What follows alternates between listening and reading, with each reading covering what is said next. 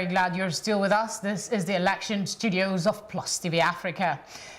The Independent National Electoral Commission, INEC, has employed a number of innovative approaches to improve the management and conduct of elections in the country as the years pass by. Most definitely, and INEC gets more sophisticated with its technologies in order to meet up with international standard, from card readers to trackers on vehicles conveying electoral materials. How much more can technology help elections in Nigeria? And joining us to do justice to that, we have Confidence Stavely, good evening, as well as Larry Basanta. Lady, gentlemen.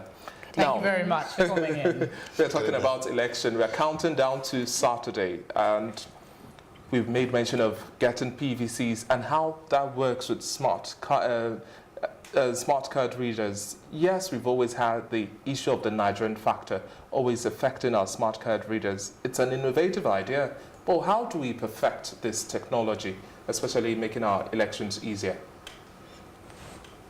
Lady first. I'll go with Confidence. Thank you. Now, the thing with the Nigerian factor I never really get to know is it's a human factor. Believe you me, technology has worked anywhere else. So I don't know why we should have a Nigerian factor with whether or not they work. But I believe one of the key issues we've had with electoral materials, electoral technology especially, I would say my experience has been the quality sometimes, the handling sometimes, and generally technology that is not exactly designed for, what I say, environment. Yeah, so you find that people sometimes don't even really know how to use this equipment. So you find that people are deployed to use them. Maybe they're trained, say, some weeks to the election, they're not really acquainted with them. They might just be seeing those things for the first time, but they've been told how it works, and maybe hands-on experience. Yeah, so I would say those are some of the lapses I have been able to identify as an onlooker. I stand corrected though, but I think it's sometimes around the quality of the technology deployed and its suitability for our environment and handling too. Larry, some others will say, well, the transportation as well also affects how these devices work on the D-Day, because at the end of the day, it doesn't get to the centers they are going to be used until just a few hours. So if it was transported in a rush, you know, the bad roads and a whole lot more, how are we supposed to be preparing or having the adjustments when we're looking at transportation of these? How well, I think the first and perhaps most effective way to look at this is to say that there's no better experience than experience, okay? So it means that the best way INEC would ever be prepared was to have simulated this scenario, whatever it is. I mean, some of the biggest challenges we have in the country are logistical. It's impossible. I traveled to Kogi State sometime in December, one of our potential clients, and just getting from Abuja to Lokoja to Ida in Kogi State was impossible, okay? And imagine if you needed to dispatch voting materials to those locations. It gave me a whole new perspective about election preparations. Would you then say it's maybe a training ground for the election process? Mind you, we've been experimenting with technology at least actively since 2007, and we've come of age, some would say, at this time. And INEC is saying they've evolved, they've come up with an app that will help check vote buying and, you know, actual reporting of events at polling units. Based on what you've said, would you describe this as a testing ground? Are we ready for such technological advancement and use in our election, basically? I think generally it's going to take time, okay? Very much like everything else, it's going to take time before we assimilate. It's exciting to know that INEC has deployed some app, however interesting it is, and yeah, the younger Nigerians on social media who are pretty excited about the elections will probably find it exciting. But for the core of Nigeria, the core of our electorate, about 3 million people are registered for this election. I'm almost sure perhaps 3 million or less are aware about this app. And 84 million are registered. 84, beautiful. Okay, I assumed 83. So about 4 million or less will be the ones conversant. And even if it was just 4 million, I would surmise or reckon that that is some substantial figure. But what I would say, it will take a lot of time. So we don't just have logistical challenges. We have what I'll call infrastructure challenges. And yeah, while I agree with some of the points raised by confidence, I would have to say that there are some things you can't deny, which is the fact that in technology, one of the issues we talk about, you know, when she was introducing herself before she started, is what we call environmental factors. You can't deny. So you can have a technology that is tried and tested in another environment. If it gets here, it's a whole new ball game. So when you talk about infrastructure, could you break it down? What kind of infrastructure are you talking about? Is it roads? Is it power? What specific infrastructure? I'll give you perfect example. I was sharing an experience in December, and for the first time in a while, I'm not a big traveler anyway, and if I'm traveling city to cities, but I needed to get to Idan. I traveled to Abuja on a Sunday, and I needed to go to Lokoja.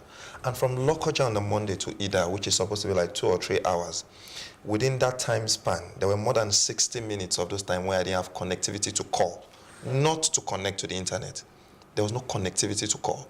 Now, I can almost tell you that there were communities in this stretch of land. There are people there that are going to be voting centers there. Imagine if there were issues. How do you call for backup? How do you get the machines to work? If the machines needed connectivity or some bit of pinging to towers, how does it do that? So there's a lot of issues that we've not broken into. Just a few days ago, I think it was last week, Thursday, there was some bit of workshop in Abuja that talked about connectivity and broadband penetration in Nigeria. We know broadband has not yet penetrated sufficiently. We know there's no connectivity everywhere.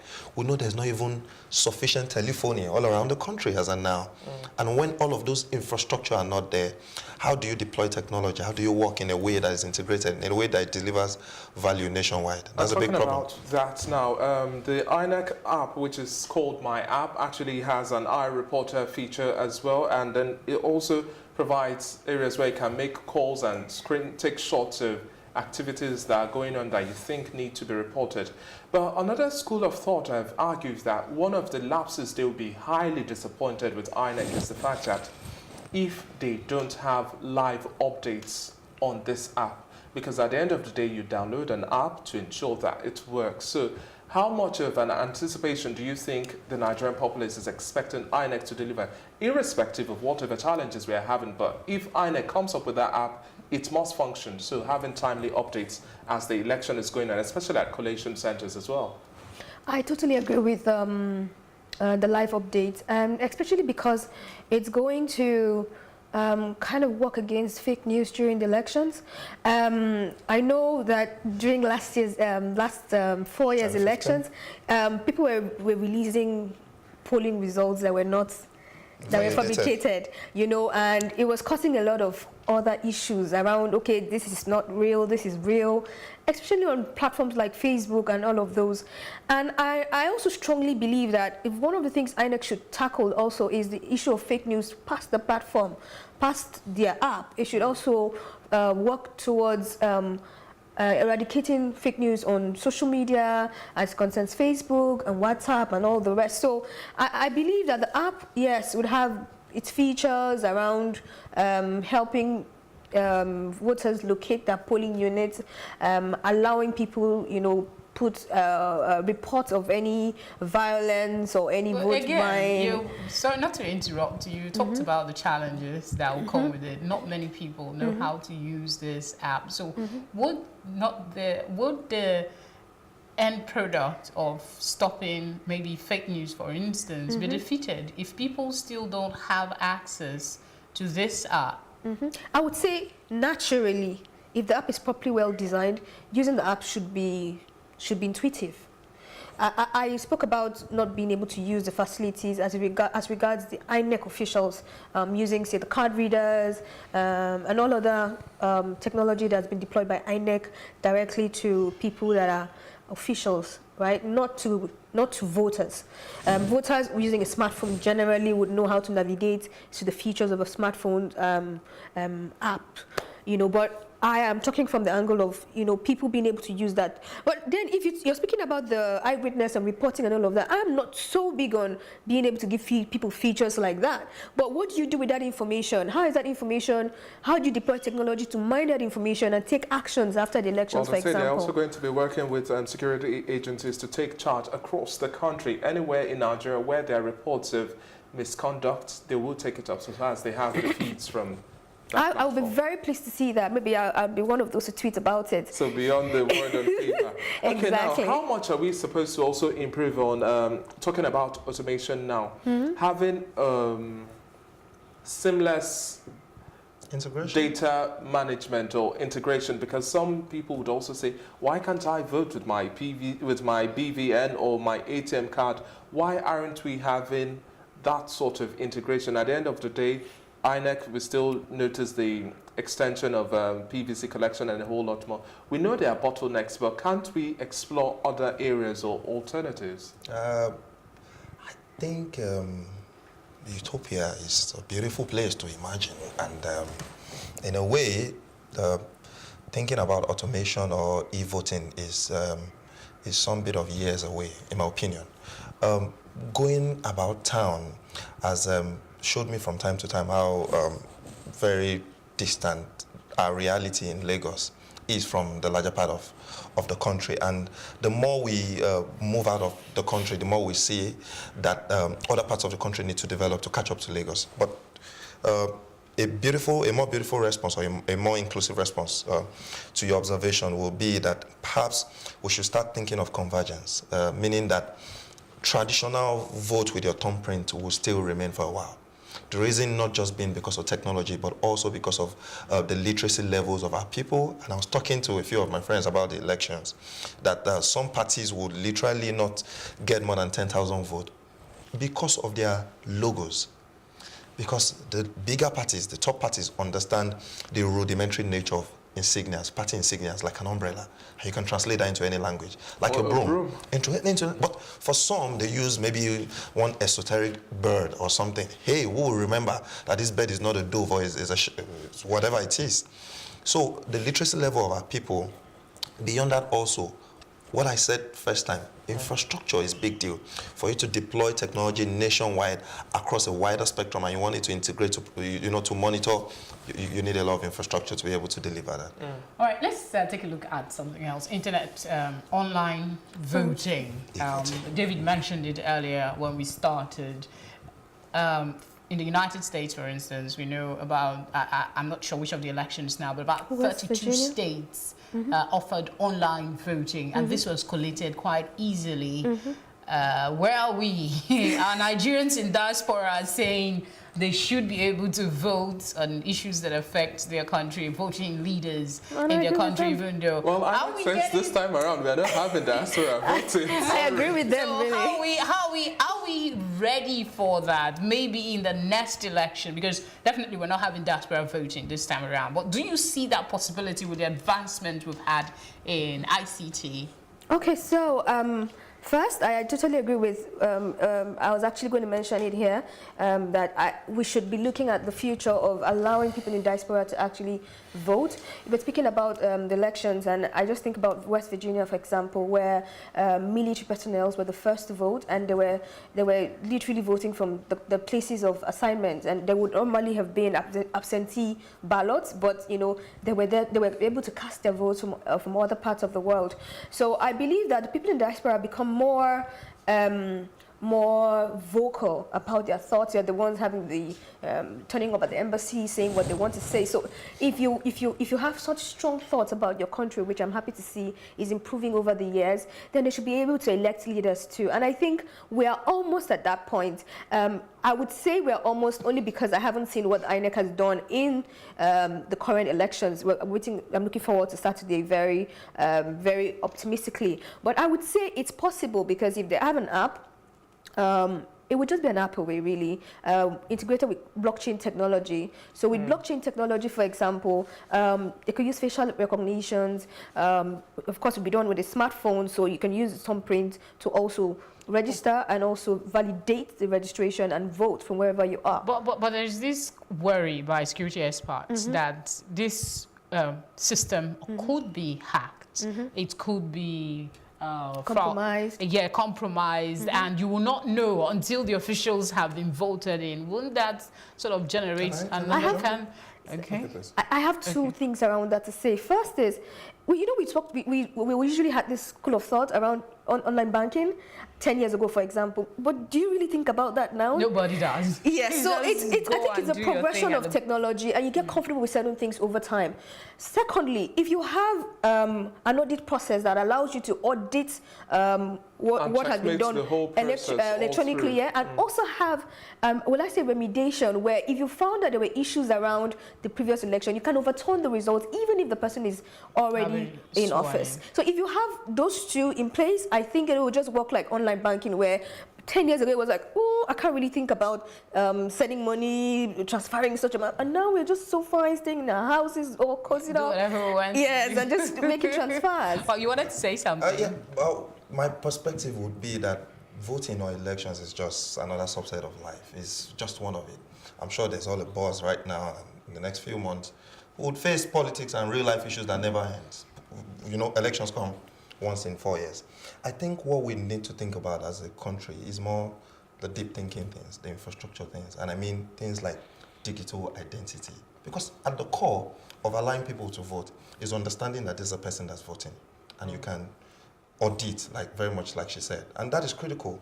Right now, we hardly have, I don't think we have up to 25 million registered Nigerians that has the national identity number.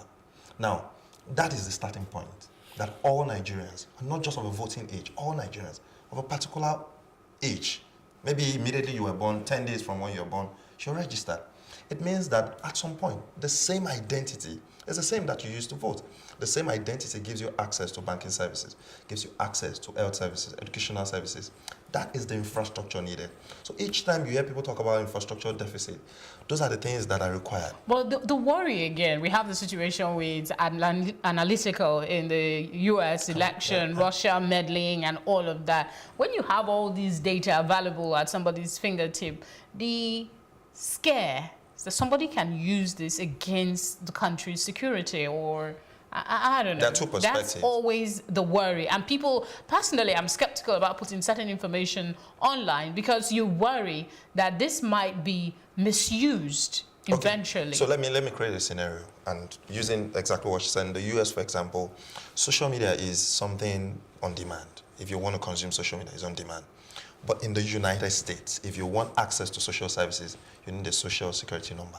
That is almost mandated by law or by design. That is much of what I think she was saying, to say, if you want to get to the point where our people, our country become digitized, then we have to provide the digital infrastructure to support it. And so what it means is, right now, whether you want it or not, you have an account number that is digitized. Whether you do online banking or not, your account number is digitized. All you need is to say, I get either my ATM card or I activate online banking.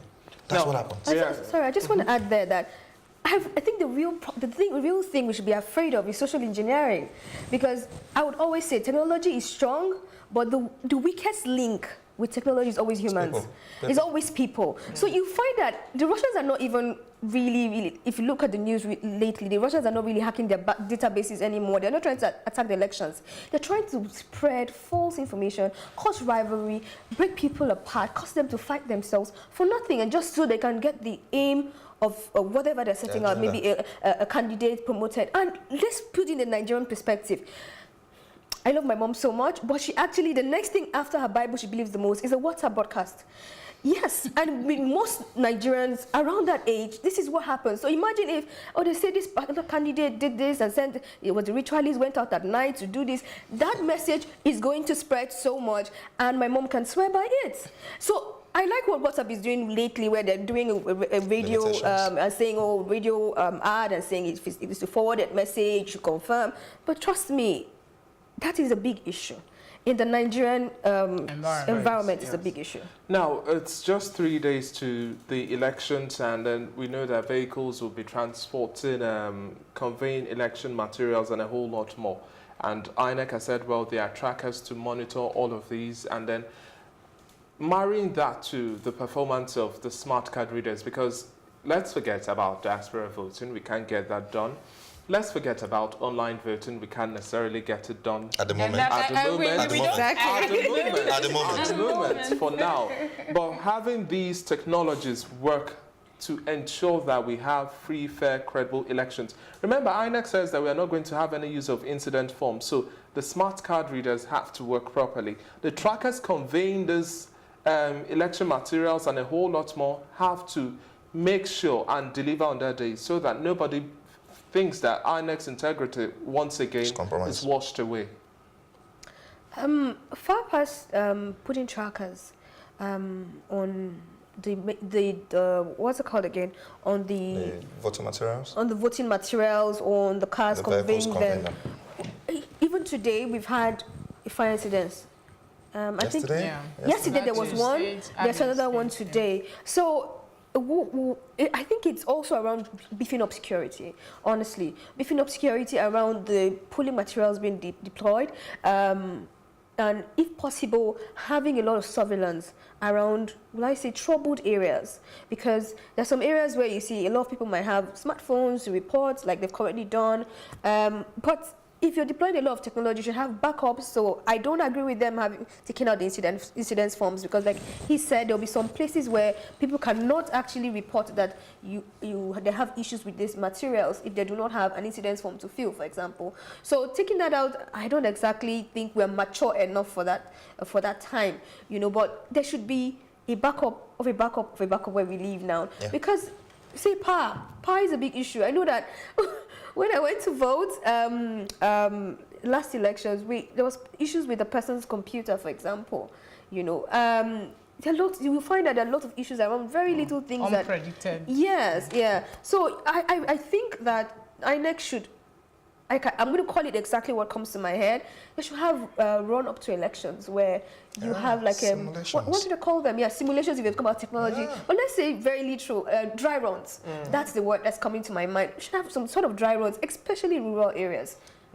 And then how do you expect the testings? Because if at the end of the day, take for example, Etiosa local government area, all of these pockets, how do you now expect INEC to perform on Saturday? Because if we've had past experiences, what would now be the average man's expectation that you have to deliver? No governor or no key politician should come and then should be waiting. Oh, wait, you can't really vote. You wait about an hour. And everybody gets agitated because at that moment, just a little delay starts feeding into we think things are not going to work right once more. So what do you expect really of INEC in terms of fine-tuning their processes ahead of Saturday? You want to? Yeah, Larry, you take that. I think it is safe for Nigerians Not giving the Nigerian excuse. I just think it's safe for Nigerians to be measured in our expectations. If we wanted INEC to mirror the Electoral Commission of the United States, for example, then we'll probably be falling down face down, you know. I'm pretty realistic on some issues. That notwithstanding, this is INEC's maybe seventh general election or thereabout, since 99, maybe a bit more. And I think the implication of that is there's a lot of institutional knowledge within INEC that understands some of the issues we've experienced in the past and all. My biggest worry is the fact that we're always making substantial capital investment in materials, okay? That is needless, but we keep doing that. It might be the Nigerian factor where some people profit from contracting. It might be, okay, there's no evidence to my assumption. Or it might be just that for every 4 years we suffer from the risk of obsolescence, meaning that what you bought 4 years ago is obsolete. But what is critical is that we're able to have not just one data source. That's the biggest issue, okay? When somebody gets to that place, they should be able to have access to their data to say, I want to vote. Now, we have one machine, okay, which reads your PVC. So let's assume that the biggest issue is that you need to be validated that you're a registered voter. Besides that registration is that people need options to be able to vote. Which is what is exciting for what you said about the forms. You need to bring it back, because if the machines are not able to read my PVC, or if I'm not able to vote, then... I'm not exactly sure now, but I think there is a provision to that effect should that happen. But there is also a backup. There are also a backup machine, card readers, in all of these polling units. But before we get distracted, we have very a little time. what can we do, in your opinion, to track fake news in this very crucial election? And I should. I love this. Why this is exciting for me was because we talked at the beginning so much about the app, and I think that the app is by design extremely limiting. It communicates the fact that people, they need to have smartphones. In Nigeria right now, there are only 36 million smartphones. And I can tell you those 36 million smartphones, they're in the hands of less than 20 million. I know because I carry 2 or maybe more. And maybe all of us on this table carry more smartphones, okay? Now, registered voter are 84 million. Nigerians are about 200 million. So we know that by design is limiting. The largest downloaded app in Nigeria is no more than 3 million. Okay, I mean the apps of some of the biggest guys, the banks and all that. So there's no app that has 5 million downloads in Nigeria. So we know this app by design is going to be limited. So what do we do? Which was your question. It means that we need to deploy a lot of intelligent solutions that aggregate feeds from social media. We don't trust what goes on social media, but the truth is there's no platform as inclusive as social media. There's no, and some of the things that people track even now, they track it with hashtags. As basic as that. How do we know the most spoken or the most discussed issues globally? How do we know how many people watch the World Cup finals? How do we know how many people watch a boxing match? Okay, there's a lot of aggregation.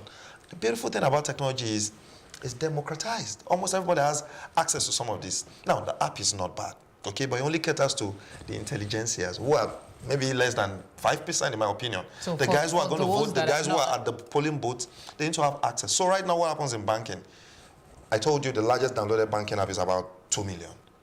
But there's a lot more people using QR codes. Okay, so we need to think about QR codes. We need to think about technology that brings in a lot more people, not seclude them. That will be my Your thoughts? Yeah, I would say yes. I totally agree. I was thinking along the lines of that. But it will happen with government standing by themselves. I think it will be an ecosystem that needs to be created with the tech community, especially telcos, that play such a huge central role. Even the woman who is in the farm in rural Nigeria might have a small balasa phone, you know, where she can do her something. You know, I think so there should be that marriage and synergy that allows easy dissemination and of information that is correct to people, maybe in the shortest possible way. I also believe that we shouldn't neglect the key players, like the religious leaders. Influencers. They're influencers. We should not neglect the chiefs, the local chiefs. We should come together in such a way that information can be shared with them, such a way that they can always disseminate it in a way that goes down to people who might not necessarily own a phone. So I think we should go on and offline to tackle fake news. And then, of course, work with the giants like the non-indigenous giants like Facebook and WhatsApp to really fire on with the campaigns and educate people, because another key thing we need to do is educate people's minds. If people can sit back and first say, wait, let me look at this and really read it and really analyze it and process it before you start jumping. Let me use a very typical example. When there was Ebola, you know, people, you know, thought about drinking salt, you know, and people were dying. It was just because of not being able to analyze, because people were not educated enough. So I think it's around educating people and educating people and educating people. All right, I must say thank you very much. I mean, you've given so much information today on the program. We're very glad to have you, Larry Basanta. He is the head marketing at Sigma, right? Yeah. Technologies.